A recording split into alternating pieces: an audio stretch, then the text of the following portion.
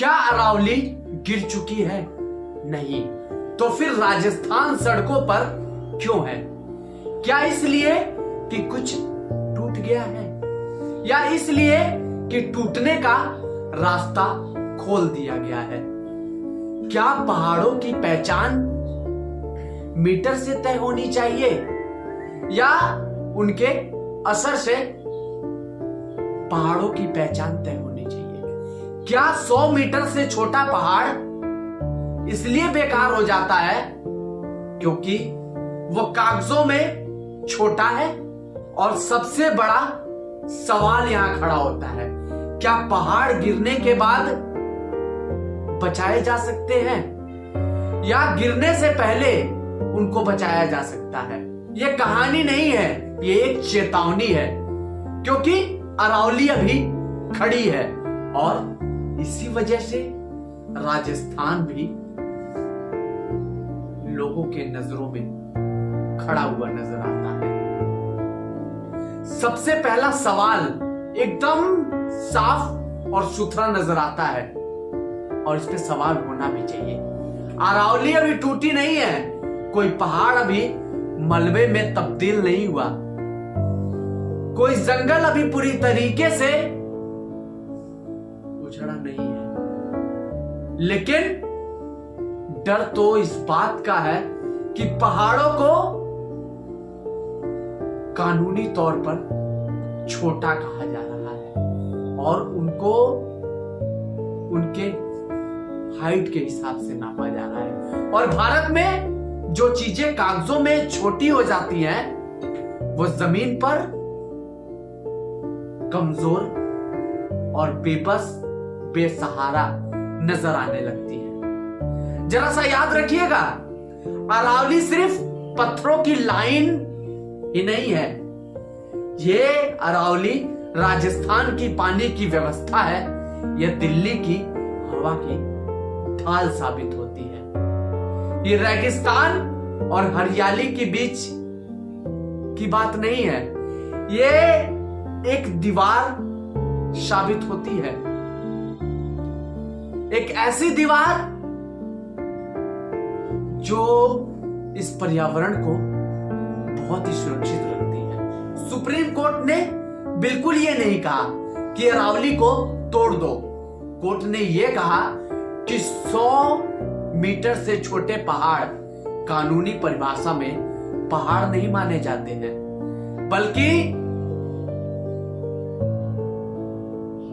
यही तो चिंता शुरू होती है, क्योंकि जैसे ही कोई पहाड़ कानूनी तौर पर पहाड़ नहीं रहता, उस पर खनन, कटाई और निर्माण का रास्ता खुल जाता है। राजस्थान का सवाल एकदम सीधा साबित होता है। क्या प्रकृति कानूनी परिभाषाओं से चलेगी, या फिर आज तक चलाई गई है? क्या पानी यह देखता है कि पहाड़ 90 मीटर का है या पहाड़ 110 मीटर का है? राजस्थान इसलिए विरोध नहीं कर रहा है कि फैसला आ चुका है, राजस्थान इसलिए विरोध कर रहा है कि फैसले का असर बहुत दूर तक जा सकता है। यह विरोध या फिर डर से नहीं, अनुभव से पैदा हुआ है। राजस्थान जानता है, जहां पहाड़ कटे वहां पानी नीचे गया, जहां पहाड़ कमजोर पड़े वहां रेत आगे बढ़ी। इसलिए किसान बोला, इसलिए गांव सड़क पर आया और सवाल करने लगा। इसलिए लोग कह रहे हैं और लोग सवाल कर रहे हैं कि रुक जाओ और थम जाओ, फिर से एक बार सोच लो और फिर से एक बार विचार के देख लो। एक छोटा सा पहाड़ पूरे इलाके के जल स्तर को संभाल सकता है। वही पहाड़ बारिश को रोकता है, पानी को जमीन में बैठाता है, रेत को आगे बढ़ने से रोकता है, और ना जाने ऐसे अनगिनत काम करता है जो हम सोच भी नहीं सकते। अगर ऐसे सैकड़ों पहाड़ छोटे कहकर कागजों से हटा दिए जाएं तो आखिरकार इसका क्या असर होगा वो हमें आज नहीं पता लगेगा, वो हमें आज नहीं नजर आएगा, वो हमें आज नहीं दिखेगा। इसका असर आज से 10 साल बाद जब कुएं सूखेंगे और खेत बंजर होंगे, अरावली अभी भी उसी तरीके से रो रही है। जब दिल्ली में हवा जहरीली होती है तो सवाल पूछा जाता है और सवाल उठता है, पराली कहां जलाई गई? इस दिल्ली में, इस देश की राजधानी में कितनी गाड़ियां चल रही हैं, लेकिन बहुत कम लोग पूछते हैं हवा को रोकने वाली दीवार कमजोर तो नहीं हो रही है? अरावली कोई प्रतीक नहीं है, अरावली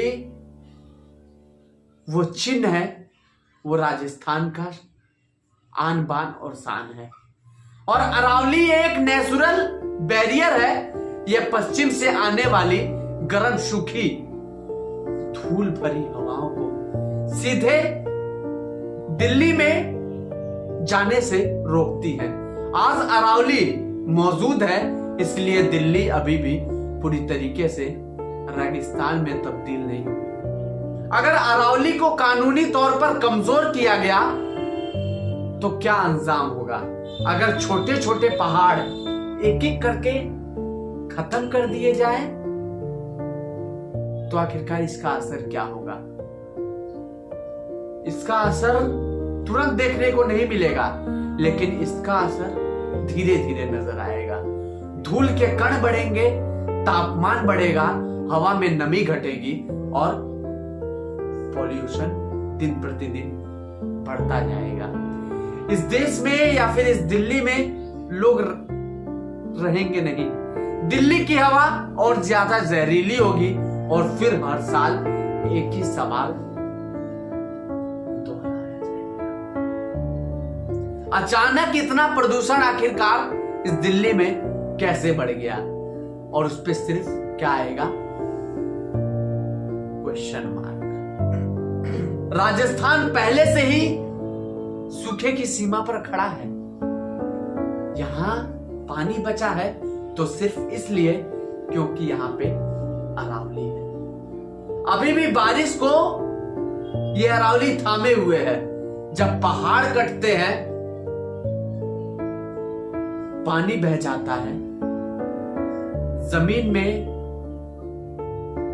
कुछ नहीं बैठ पाता, कुएं सूख जाते हैं, हैंडपंप जवाब दे दिया करते हैं। अगर अरावली के छोटे पहाड़ भी खत्म हुए तो मरुस्थल इतना तेजी से बढ़ेगा, इतना तेजी से आगे आएगा कि कोई सोच नहीं सकता।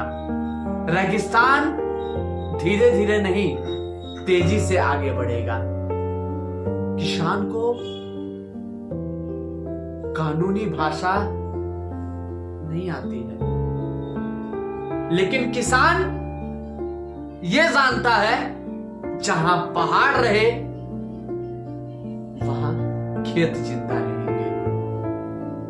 चरवाहा यह नहीं जानता कि क्या हो रहा है, लेकिन चरवाहा यह जानता है जहां पहाड़ और झाड़ियां रही वहां पे पशु जिंदा रहेंगे और पशु बचे रहेंगे। इसलिए यह विरोध शहरों तक ही सीमित नहीं है या फिर गांवों तक ही सीमित नहीं है। यह विरोध गांव से उठकर बहुत दूर जा चुका है, क्योंकि जिसने जमीन देखी है वो जानता है कागज की गलती जमीन पर सजा बन जाती है और सबके सामने वो धुआं बनकर उड़ जाती है। कोई ये बिल्कुल भी नहीं कह रहा है कि विकास रोक दिया जाए, लेकिन सवाल ये है किस कीमत पर? अगर विकास के नाम पर पहाड़ों को ही काट दिया जाए तो कल पानी आखिरकार कहां से लाया जाएगा? और ये जनता कैसे जिएगी। अगर आज खनन से थोड़ा सा फायदा हुआ और कल पूरा इलाका बंजर बन गया तो ये विकास नहीं है, स्थायी नुकसान नजर आता है। विकास और पर्यावरण एक दूसरे के दुश्मन नहीं है, लेकिन गलत फैसले दोनों के लिए नुकसान पहुंचा सकते हैं और दोनों को बहुत ही पीछे ढकेला जा सकता है।